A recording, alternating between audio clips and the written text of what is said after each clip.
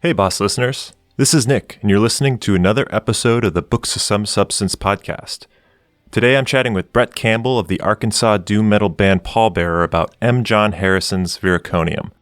Campbell picked this collection of short novels and stories as a direct influence, with it serving as the basis for the song Silver Wings, a track on the new Pallbearer record, Forgotten Days. We talked through how the themes of Viriconium made it into the band's music, how Harrison's use of shifting time and memory and place subvert expectations of genre fiction, and how it is an endless challenge as a human to try not to continually categorize and simplify complex things.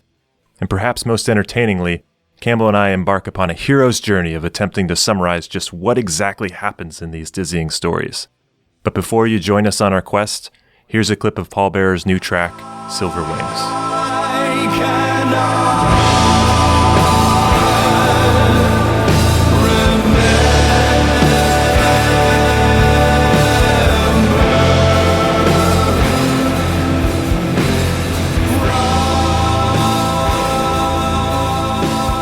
So yeah, I feel like it's necessary. I don't want to feel like a liar or anything, but for any listeners, I have to confess or come clean that I'm not exactly the biggest fantasy guy. And that's why I feel like this selection, this M. John Harrison book, or collection of books, is actually, it's been a lot of fun for me, because I've spent the last couple of weeks kind of churning on this concept of what fantasy is and what genre is, and how do you break genre, and what are the actual lines. I've also been doing that while just like looping Forgotten Days over and over, right? And so like, I just want to say thanks for, basically teeing this up, because it's a little bit outside of my normal fare. And I think that's like a super fucking fun thing to be exploring.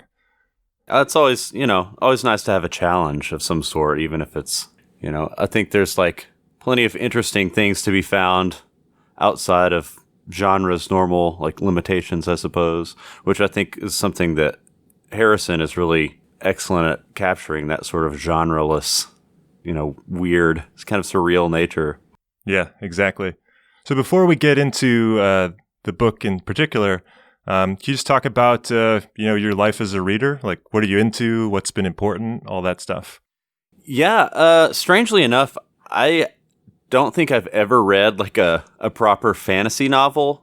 The first one of these, or like the Pastel City, is probably the closest thing to a fantasy, like your like standard merry band of adventurers, like going on some sort of journey. I read like the first bit of Fellowship of the Ring when I was a kid, but I've always been way more of a sci-fi guy. And, okay. And so, kind of what appealed to me initially about the book was just that it's like, it's so far in the future in this like degraded world that, this extremely high tech, like the mechanisms behind it has been lost. And so it's like Arthur Clarke said, like, sufficiently advanced technology is indistinguishable from magic. So it's kind of got that vibe, but they hardly use any of the technology. It's just there. Like the world is so broken, and that they're just like sitting on the bones of these like incomprehensible societies, like the afternoon cultures. They really have lost almost the entirety of human history. And like, it's kind of, civilization has reconfigured itself into this pseudo-feudalistic society that resembles in some ways, like fantasy tropes, but at the same time, it almost seems like a parody of civilization itself. If like a monkey was trying to, create New York City, or London, I guess, probably more accurately. But, it feels like someone, or like these people tried to build society out of what amounts to like a dream, like a half-remembered dream. And the whole world seems kind of like that, it's like, and I guess we can get into this later, but like the inconsistency throughout the various books, like where these characters and concepts reappear, but like out of context from their previous or subsequent appearances. It's interesting. It's like a failed memory, the loss of history, even amongst people personally. Yeah, so I like that description of it's kind of a far sci-fi, right, where things have essentially degraded, and all of these things are just sort of echoes and glimmers of things. And I I kept thinking about this while reading it, while I'm looking around in my basement. I'm just surrounded by archaic forms of media storage. Right. I've got piles of CDs and I actually have a bunch of laser discs. That's my stupid hobby that I'm involved in. And so like, I just, the way he would describe these things as, you have this world where people are literally scavenging for the old technology, and that's kind of like their sustenance. That's the way they kind of, I don't know, survive in a lot of ways. It derives part of their like economic means, but also the tools that they use for war and all that.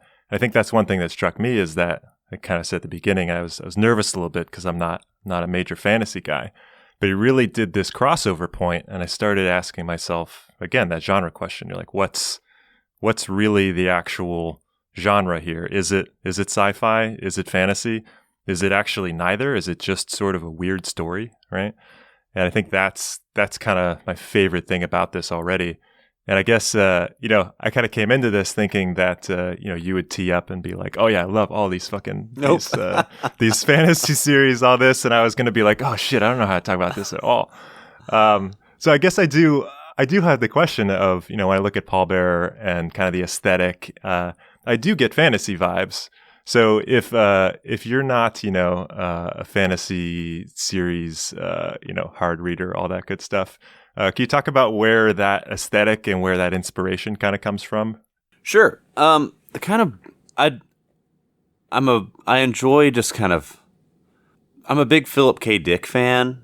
I enjoy books and general media that kind of plays with your sense of reality, I guess. And I think Harrison's great at doing that. But I like, what's attracted me to sci-fi so much is that when done really well, it can kind of like fuck with your sense of reality itself. Philip K. Dick is great at doing that. But just like any concept that you had never really conceived of before, it can change the way that you look at your everyday life.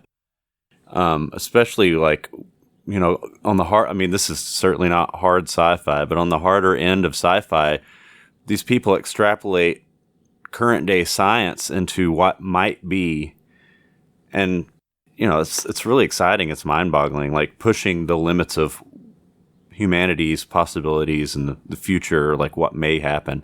And the fact that that can emerge in equally entertaining and potentially realistic to some extent, like novels by different authors, and emerge in such a vastly different number of ways. That's so exciting, like nobody knows what the future holds. It's just a sea of possibilities.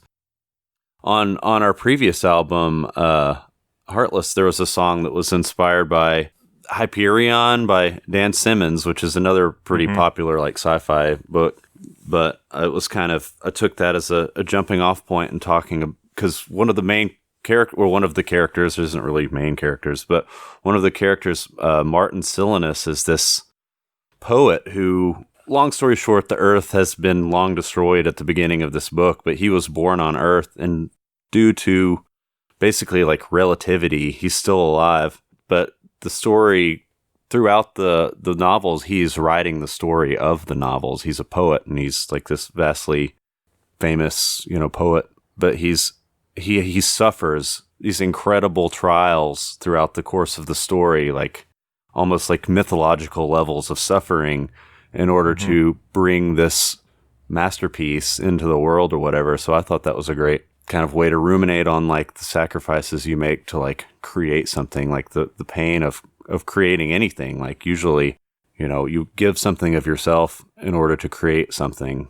So I thought that was an interesting, it seemed appropriate for Pallbearer material, But in general, I'm attracted to things that kind of break down boundaries of genre, which is often, that's kind of what we try to do to an extent with our music. I like taking, what's so interesting about particularly the first Viriconium book is that he takes almost your like boilerplate fantasy story and then morphs it into something that is gradually more confusing. It's like the story forgets what it's supposed to be, and it's all so intentional. It's not like he's just a bad writer. Like he was intentionally making the story devolve much like the world is also devolving. The whole thing just kind of, I don't know, especially after the first book. I mean, there's a satisfying ending, and then the rest just feels like the world is just like chugging along because it's supposed to. It's like, it's inertia. Like the only reason time is still even happening is just inertia, which is fascinating. That first book is really, it's almost like it lulls you into a false sense of security. Mm-hmm. You're like, oh, I know what's going to go down. I've heard of a story like this before. And yeah, you're right. He's totally just teeing up these future manipulations and rearrangements and things that are just in the flow. And I guess on the topic of constructing songs based on books or kind of outside influences. So on the latest record, you have a song, Silver Wings, that is based on Viriconium. Mm-hmm. And to me, when I listen to it, there's a lot of similarities to me in structure. There's almost movements in a way, very, very distinct pieces within it. It's a 12-minute song, so there's certainly a lot of room to go through material. But also there's lyrical content that lines up with things that Harrison has talked about in this series of books. So I'm kind of curious, can you walk through what constructing that song looked like? Sure.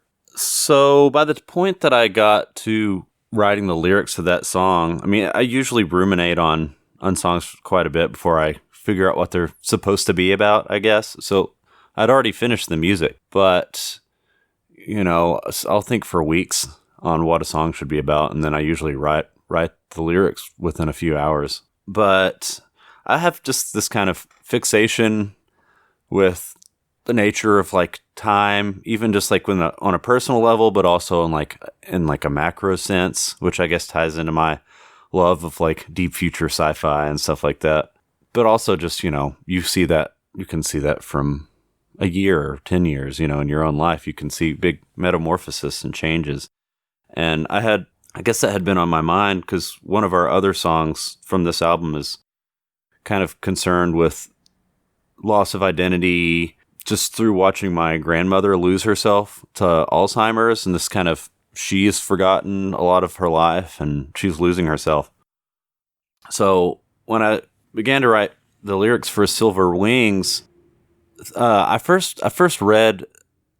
So prior to this, doing this, I'd never finished all of those books. I read the Pastel City, 10 years ago, something like that, 10 or 11 years ago. And it always stuck with me just because I ended up later reading more of like Harrison's books, and I think like he became an even better writer as time went on. But essentially what I did is I had been kind of enamored with the scene in the first book when they encounter like Seller, the like old man, or like the ancient man, like him right. in his tower, and like it's the sense of like time itself just being like emanating from this like obelisk, and then they find this like man who's so ancient that he has no idea like if he's even human or where he's come from, what he's doing there, like where he's forgotten practically his whole life. He just knows that he's extremely old.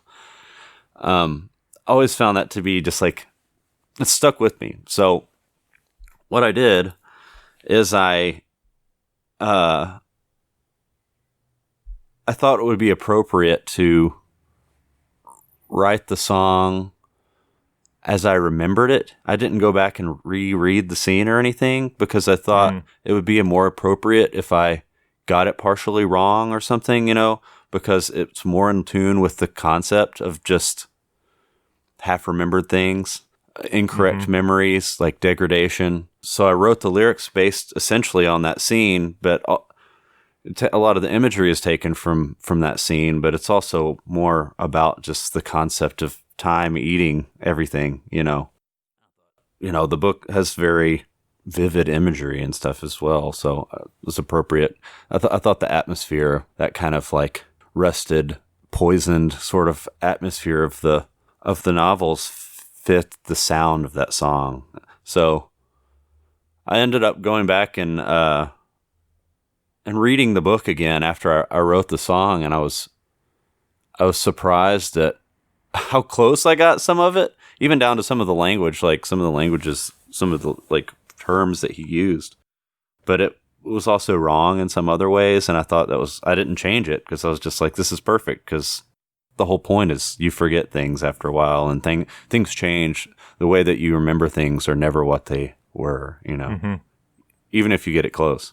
Yeah, and that character I feel like is another great example of that crossover point that Harrison does between sort of the sci-fi and the fantastical worlds, where you're right, you have this like basically infinitely aged man who can't really remember who he is, but it also gets into like some technological aspects where he's basically been creating technology, and then he sort of forgets how he has created it, and he stores these, I guess, memories or information in these different locations as a way to just sort of document it. And I think of that myself, where like I had a friend today who sent me like a photo from, I don't know, 15, 20 years ago. And I was like, man, I completely don't remember that like whatsoever. So extrapolate that into, you living for centuries or who knows how long. Millennia, yeah. Right. Like, of course you wouldn't be able to remember any of it, right?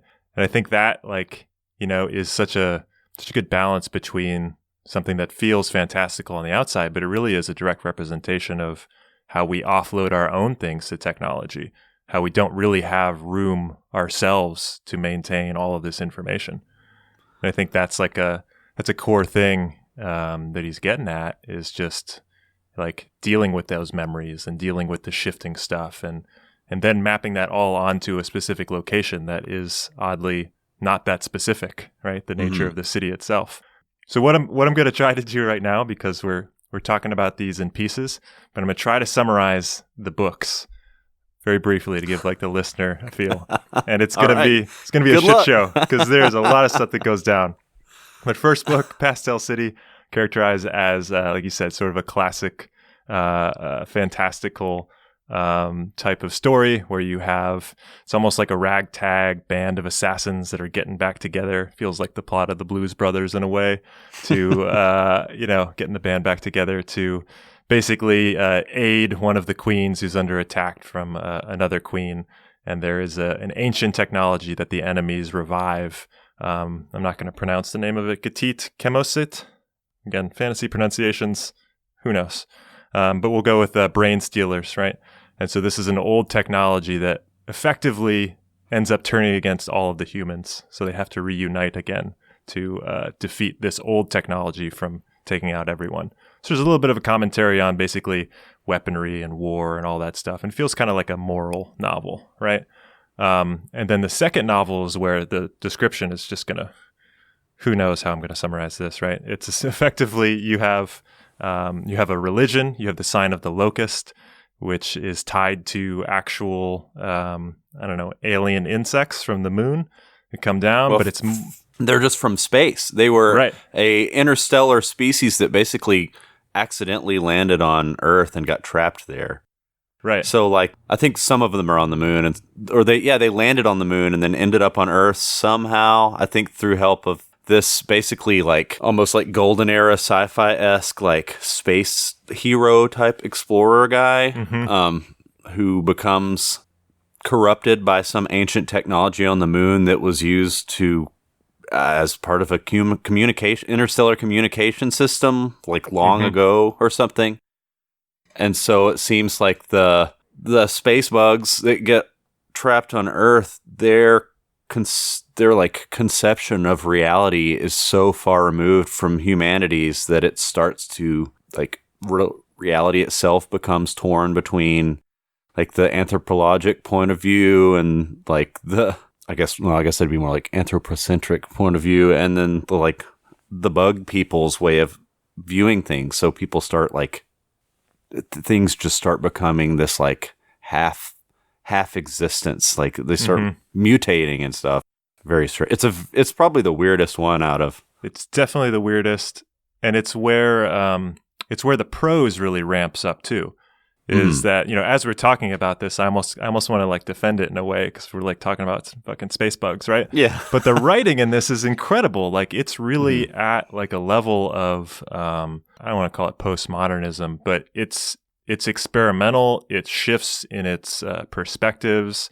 It is extremely elegant at times. like it really starts to differentiate itself from that kind of more typical fantasy story that the first novel was. And at that point, I'm kind of it's just like, oh wow, this is beginning to be a thing that approaches the density of other authors that I've always loved, like Thomas Pynchon, and has some of this weird sort of, like you said, like the flow of time is very difficult to understand, and that to me sometimes feels like a Carlos Fuentes or like a Cesar Ira, like some of my like Latin American favorites who are kind of always playing around with that same concept of memory and time too. But it's all wrapped up, you're right, in this story about this kind of like insect religion and war that ultimately kind of ends in a weird way, I felt, because the insects themselves almost don't even want to be like where they are.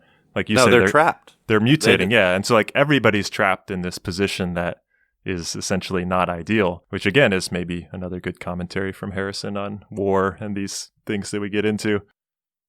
Do you want to talk about that now, or do you want to go through all the plots first? Okay, so I'm gonna wrap up the third book, then we'll hop back to that, because I think as we're talking through this, I'm starting to feel the threads between all of them, because before teeing this up, I actually wasn't sure, because these books are weird, man. They're very weird. And then the third book you have, essentially, it feels almost like it might be a prequel, but there's no real definition of what the time is.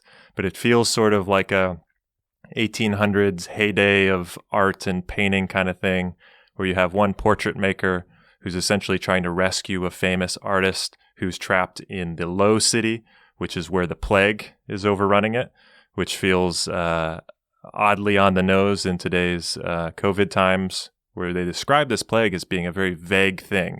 It's almost just like a sense of things not being connected and being gray, right? And I think sometimes when you think about our current situation, it can start to feel a little bit more like an abstraction, right?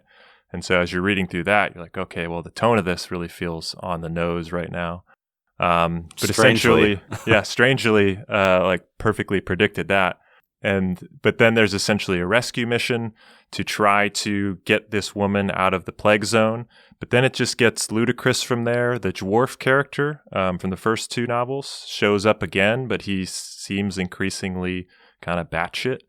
And he has this odd central role of being kind of a dominant force in the cities. But then there's this extra layer where you have the Barley brothers, who are sort of these drunken, just crude brothers who terrorize the cities, but are actually princes who are, I guess, locked in this state as punishment. To me, it seemed like they were some of the reborn men, like the ones, like, because throughout, this is something we haven't even mentioned. So in the first novel, they basically bring a large number of people back from the past, from like the height of the cultural and technological sophistication of civilization.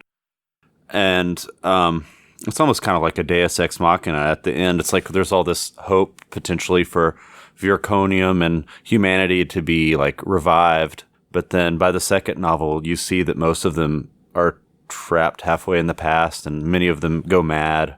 And so by the third one, the only evidence of the reborn men ever having been there is these two basically like slapstick like characters who are just like pissing and shitting all over each other and just like pulling prank. It's like Three Stooges level stuff, but they just like terrorize the city acting like, fools. But there's all this rumor that they're actually gods that created like the city itself, and they've been like cast down. To me, it seemed like they were, as concrete as anything in these stories can be, it seemed like they were left behind when most of the rest of the reborn figured out how to go back into the past. And there was something so abhorrent about their character, which is never really, obviously they're pretty like gross, but they were like never allowed to go back with the rest of them or something. I'm sure there's some meaning behind that, but yeah, there's a description, I'll read two chunks of it, where it says, "The Barley brothers, he claims, are all that remains of a race of magicians or demiurges driven out of Viriconium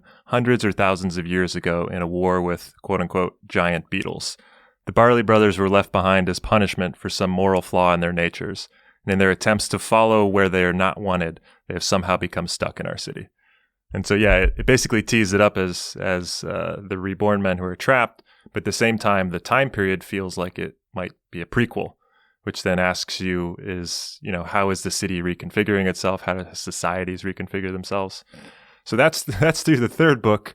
And then there's a collection of stories, which kind of give you extra snapshots from different point in times. And there was a release of these collection of books like 20 years ago that I was looking that basically reordered some of the stories in between the novels. And I thought that was another interesting concept because I wasn't really sure where exactly in the time frame they were supposed to fit or if they really needed to fit anywhere in particular. So all of that comprises, like I said, I think that took us like 15 minutes. Like how do we get through summarizing like some of the batshit crazy stuff that happens in this book? But at its core, there's a lot of fundamental stuff that is excellent writing, really great questions about, like we said, some of the morality of war and these basically repetitive natures of society and the errors that we continue making and how those are potentially linked to our own faulty memories and our own inability to learn from these things. But then there's also, I don't want to say like a cosmic or like a destiny aspect of it, but it's almost like there's just an outside force that's controlling this, right? That these things are in movement and we're all just pieces of it. More so than the stories themselves, I think the themes are what unite them all because there's so many inconsistencies across the books.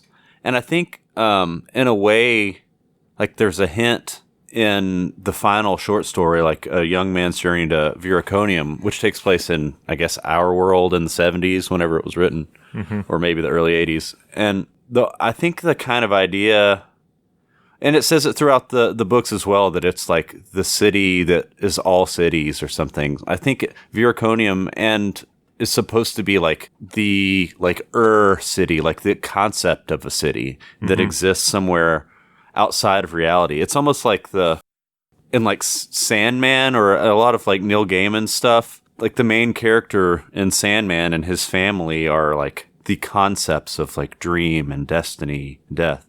They exist because they're personified, but they exist because people believe in these primordial like concepts or whatever.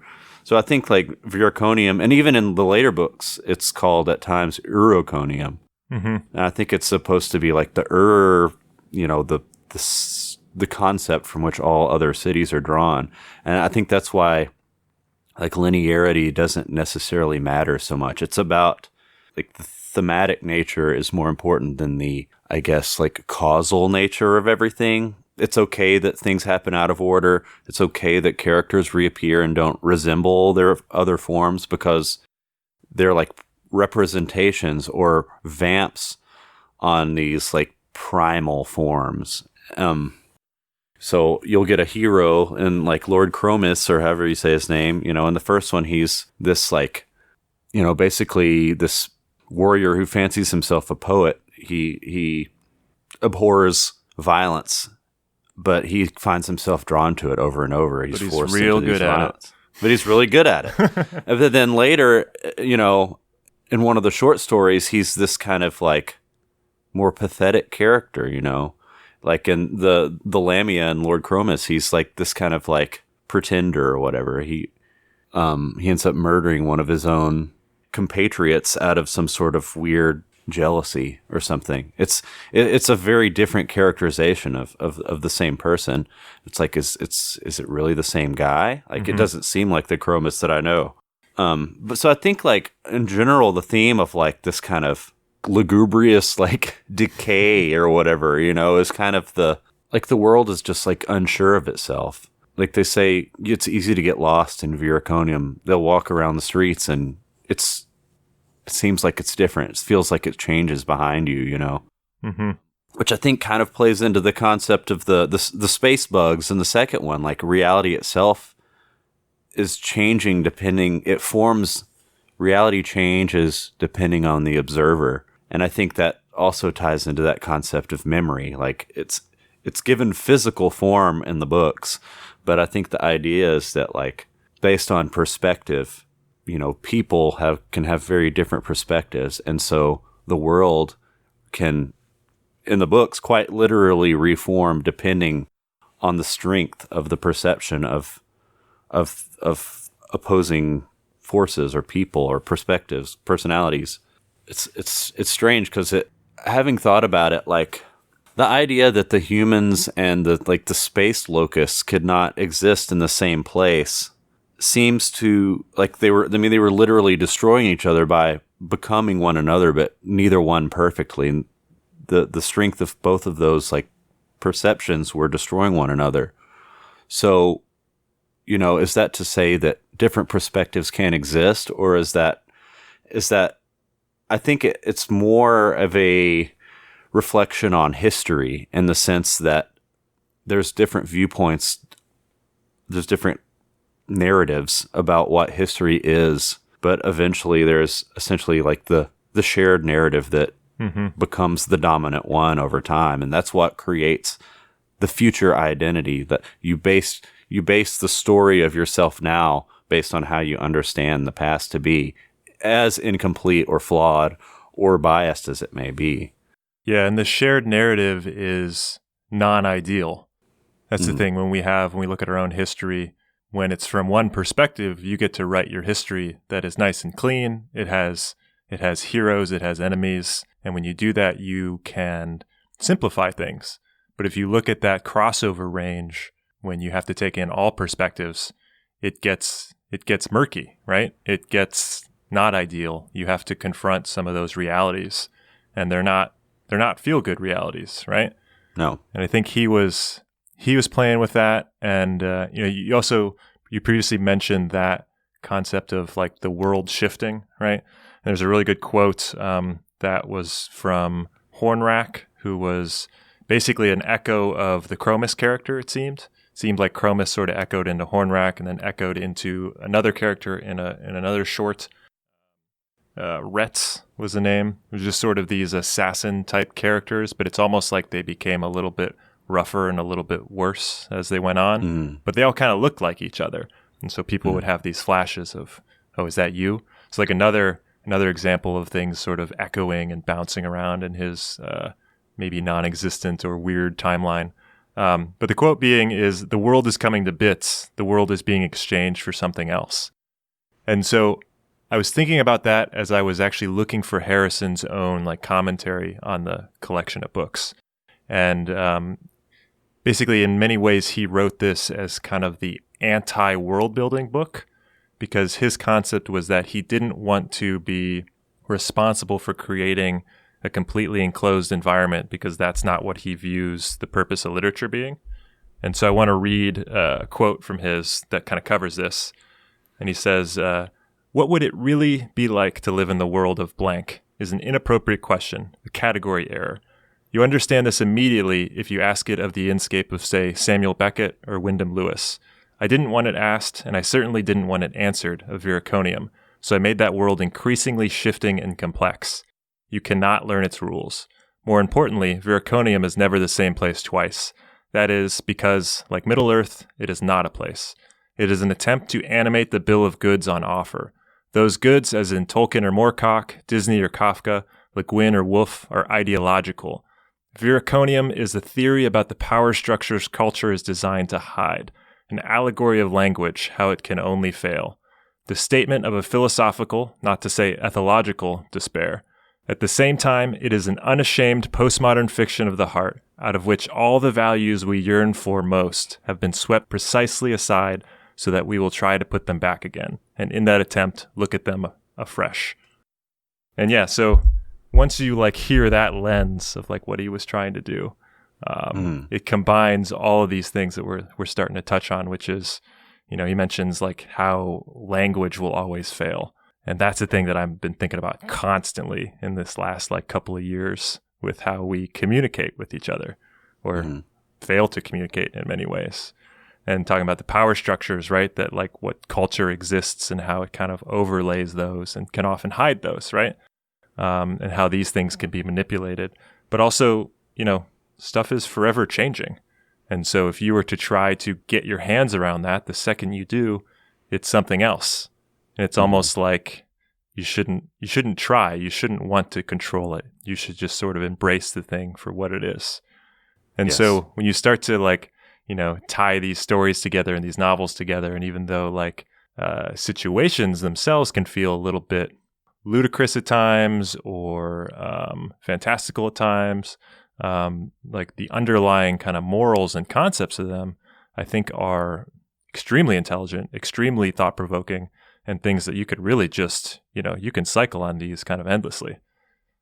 Yeah, they're books that cry for like multiple readings, because I also when I was reading all of them to prepare for the podcast, I took my time and read them incredibly slowly, because I felt like I wanted to really like ruminate on each sentence. And I saw interview or parts of an interview with M. John Harrison where he was talking about how he tried to be as effective with his prose as possible and say as much as he was responding to some criticisms that he had heard that he doesn't know how to tell a story. He's great at building atmosphere and background, but he's terrible at telling a story. And he said the background is the story, mm-hmm. And he was talking about how much you can tell with one sentence if it's effective enough in your use of language, which I found to be very true, and increasingly so in his later work. I mean, if you think the writing is good in this one, I would suggest he wrote a trilogy later called Light.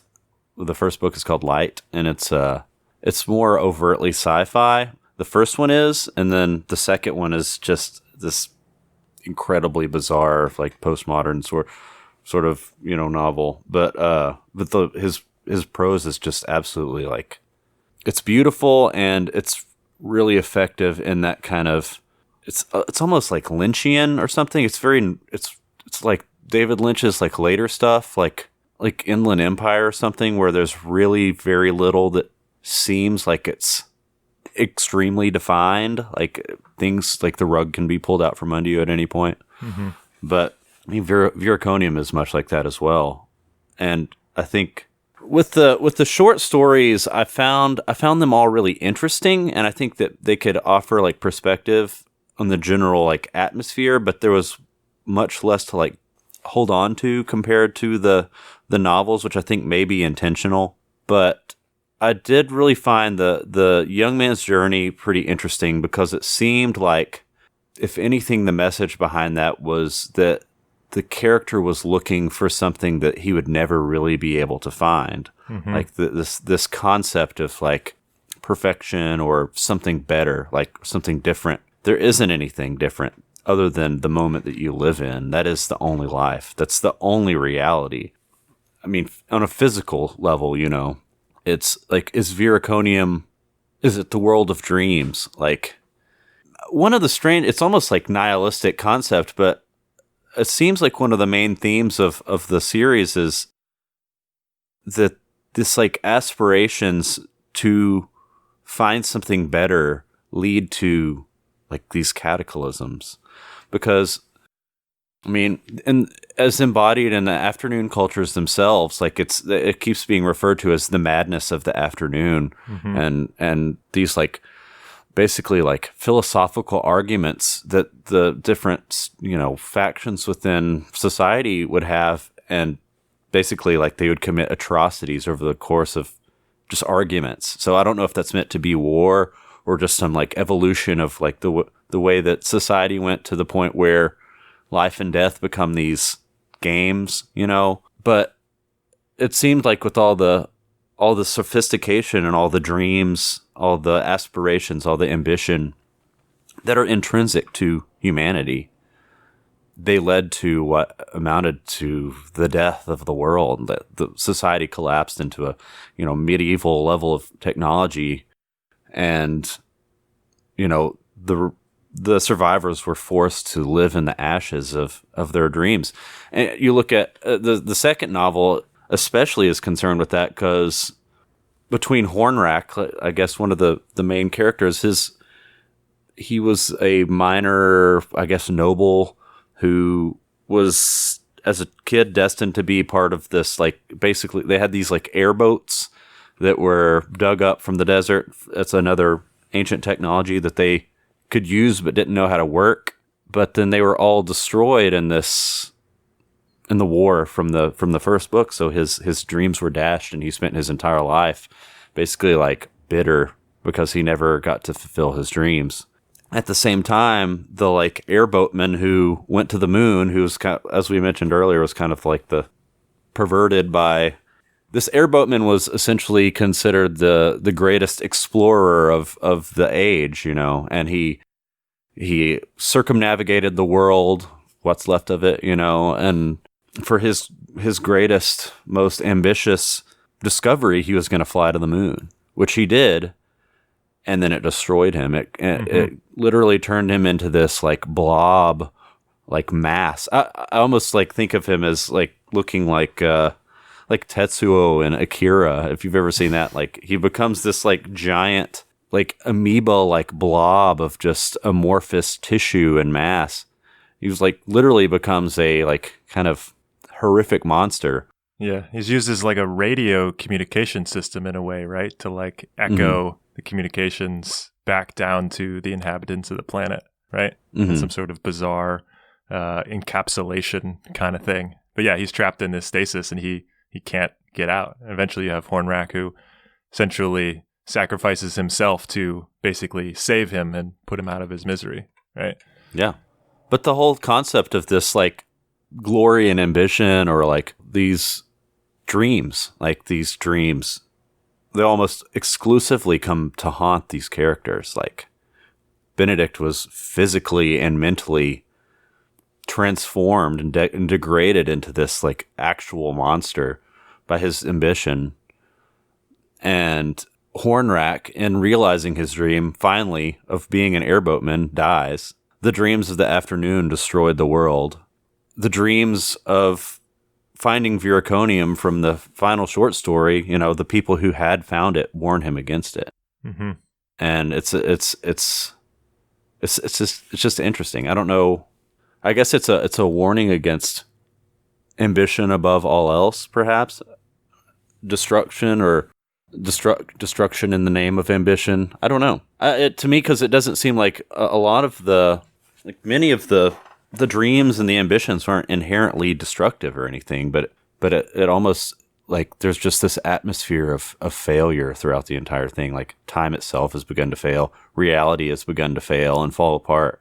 Like everybody's like the plague in the third book almost seems like does it even have a physical origin? Like, or is it just this weird like pathos that's like, you know, it's never really explained. It's basically described as almost, it feels like a complacency or a lethargy or a lack of effort. And when it gets lifted and resolved, it's sort of, again, it's still vague. It's vague on both ends where it came from and how it got removed. But yeah, it does seem like it has some sort of link to, you know, actual human character, or there's some sort of direct cause built into that, not some sort of external effect. But yeah, I like your summary of you know, ambition or ambition at all costs, and what do we sacrifice, and what is he kind of commenting on that? Because I feel like the whole afternoon culture's setup is perfectly that, right? I mean, you feel that yes, we right now are the afternoon cultures. We're just destroying shit at a faster and faster rate. And it's for, you know, ambition above anything else. But I also think about that with respect to the last story, so A Young Man's Journey, because Harrison did a thing that I find super intriguing, where this story, when it was published, it's A Young Man's Journey to Viriconium, but he published it again, I think in maybe Literary Mag or some sort of other outlet, where he published it again later as A Young Man's Journey to London. And all he did was he subbed in every single case of Viriconium with London. And so you take this sort of modern day view into the fantastical possibilities of Viriconium, where you said like people are obsessed with it, but it never really helps them in a way. The people that quote unquote did go there, they found it to be miserable. One of the three people that made it through one of these portals to Viriconium was essentially trapped in it, right? Never made it out. And so he takes that feels like a little bit of a fantastical view out of a real world scenario into talking about a very real city, into talking about London as is, which like Viriconium or any other large city is continually shifting, right? It's hard to like pin these things down. And to me, that's an awesome concept to think about. It reminds me of Italo Calvino's Invisible Cities, which is really just looking at the same place from just a bunch of different short perspectives. And it also reminds me of how, we as humans tend to offer definitive conclusions about things, because I think we like it. I think it fits in our brains cleanly.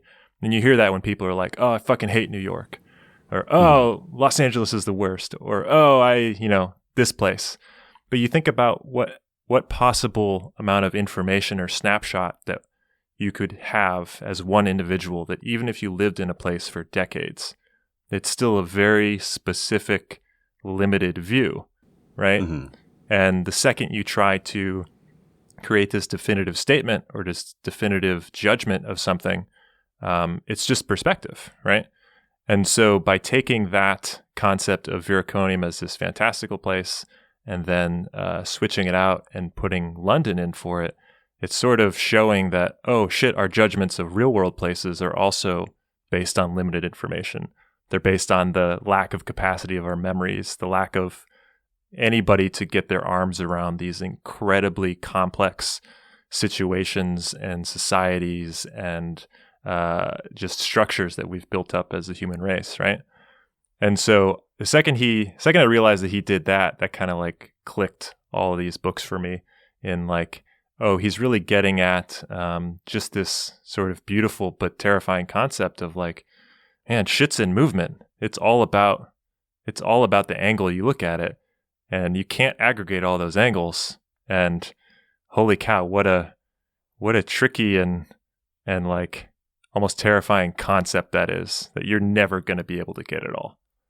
Well, I think a lot of the reason that people do that, and they say, I fucking hate New York or whatever, and as you were saying, it's like it's a product of their limited experience and their limited perspective. People create these boxes for themselves because it helps define something for them. If they let themselves hate what they think New York or X to be, it allows them to create a definition for that for themselves, instead of accepting that they constantly have to take in and process new information in order to understand it. That's how you get people who, rely exclusively on tradition. My parents did this, and so I do this. My friends vote this way, so et cetera. Mm-hmm. I mean, that appears in daily life constantly. People who are or people who's want to define. I mean, it happens to us all the time for this, defining us in a certain way and then being upset when it's not that. It's because, well, you decided that we were this, but there was never any real evidence that that's all that it was. You get upset when something, doesn't fit the box that you've put around this, but most things are more complex. And in order to truly understand something, you have to be willing to let your perspective on it constantly shift. I think that's the most important lesson, or just takeaway from any of this is if you get frustrated at the inconsistency throughout the stories, it's not the fault of the stories. It's the fault of your unwillingness to just roll with it and enjoy it for what it is, because it doesn't have to reflect the previous ones. The previous ones still exist. Those all it's more interesting to look at things from new angles, remix it all, But there was something else that I was thinking about just now, because I was talking about the whole nihilistic aspect of decay or whatever. I think I was kind of confused by the Lords of Misrule one, the one where some iteration of Lord Chromis meets this, I forgot what was his name, the Yule Brenner. Yeah, exactly. 10 Commandments shit. Yeah. He meets some guy who's basically this old warrior something, but he's lives in this very old house which has been gradually transformed into. They're tearing apart this like ancient house that is built like. I'm gonna give some context to this. So this house is like described as being like in the shape of an ideogram that no one understands what it is, and there's like the symbology inherent to the structure that no one understands. But gradually, this guy, or what is his name? Yul Grieve, not Yul Brenner. Yeah. But, you know. I was hoping for Yul Brenner. In my head, it's Yul Brenner, yeah. So this Yul Grieve guy is like, who's like a old warrior guys, and his men are gradually tearing down the walls of the house to build reinforcements against this invading force. He's talking to Lord Chromis, who is the envoy of Viriconium. This is out in some of the like borderlands. And he's basically requesting help from the high city. And he takes Lord Chromis inside and introduces him to his wife, who is, you know, seemingly one of the queen's old like handmaidens or something, but she's aged as well. And he seems like bitter. He gets drunk and wants to show Chromis all of his like old trinkets from his days as a warrior, the things that he's collected. And eventually he shows them, but they've all kind of become moldy and they've been sitting in a damp attic for who knows how long, and they're kind of crumbling.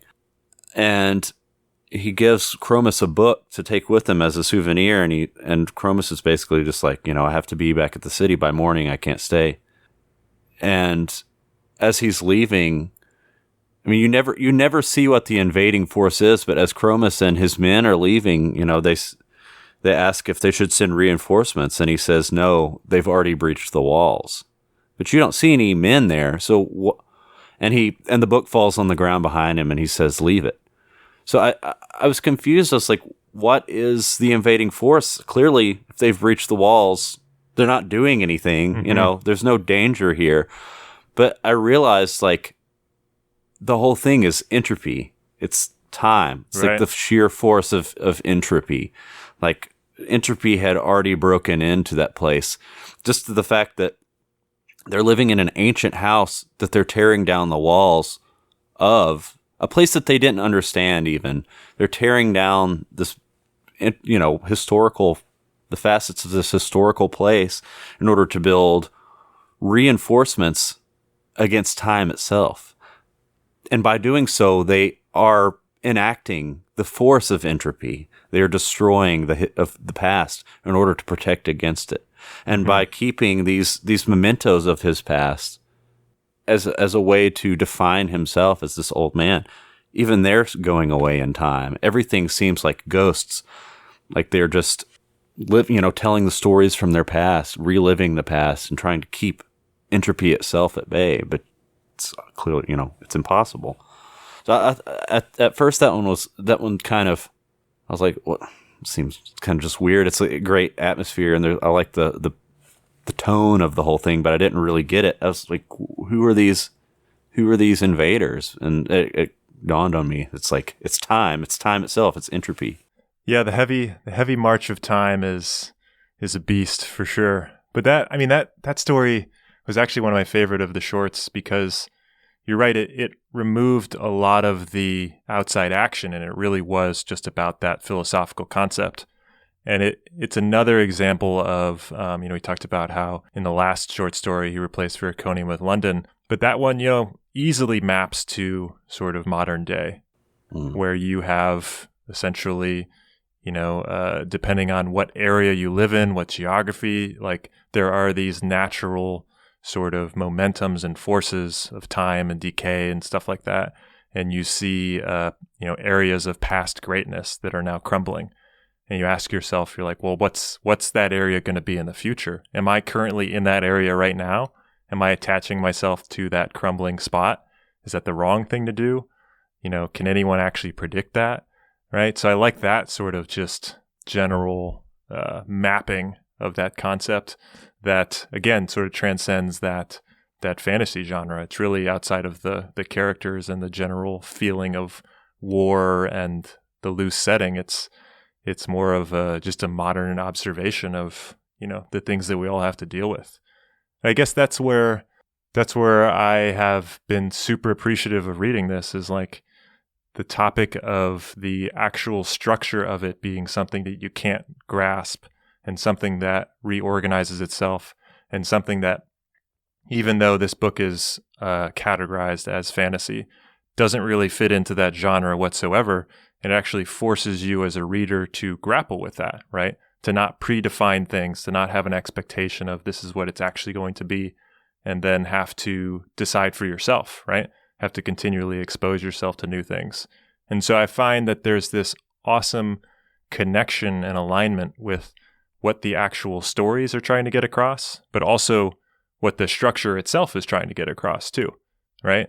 And I think any artist or any author, any writer who can align those things, it produces a really, really cohesive piece of content, right? It's one thing to have a message that doesn't really fit the form, or a form that is, is great, but, the underlying message is boring or missing something, right? But as weird and as far-reaching and, as much as these are about space bugs sometime, it has an amazingly coherent meaning behind it that fits super well with that form. And I'm just appreciative to actually having the chance to read that, which was teed up by yourself. And so I guess I'm saying thank you. My pleasure, man. I love weird stuff in general. If you liked kind of the tone, other than Harrison's stuff, there's a similar series, The Book of the New Sun by Gene Wolfe. Mm-hmm. It's a different style, but I honestly say it's more impenetrable than Viriconium, but it's worth a read. It pushes farther into early on, it's closer to fantasy, but very dark fantasy, but not like wizards and stuff. It's just a medieval setting, far future medieval setting with very strange elements. And then as it gets on, it becomes something entirely different, much more sci-fi, but like also focused on like religion and just like institutions and stuff, like the concept of Christ and all this other stuff. Really good, very weird, and very dense. But if you like the kind of the vibe of Viriconium, it's worth a read. Well, I've been taking notes. I'll be grabbing more Harrison, be checking that stuff out. I feel like this isn't something that I would have directly pulled off on my own, or pulled off a shelf on my own. I appreciate the recommendation. I appreciate the connection to Pallbearer Records. I appreciate the time spent talking through this. And this has been a lot of fun. Yeah, it's been a blast, man. It's fun to talk about this kind of stuff. I don't really get to do it very often. Yeah, totally. Well, thank you so much. Thank you, man. Thanks for having me.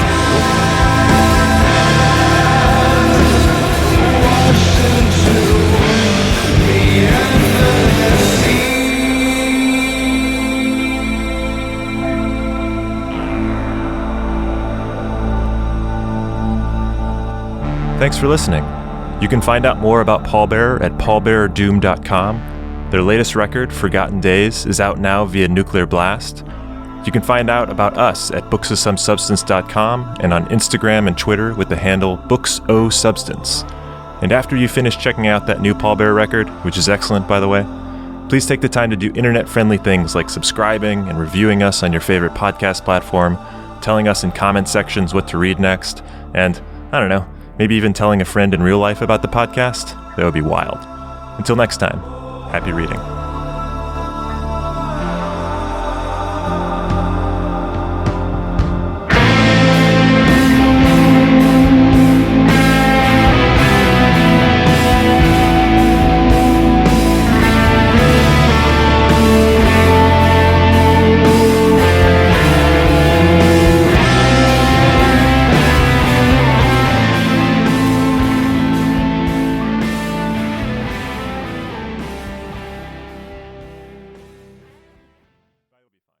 But yeah, like the summarizing the stuff and trying to give some sort of like what the hell?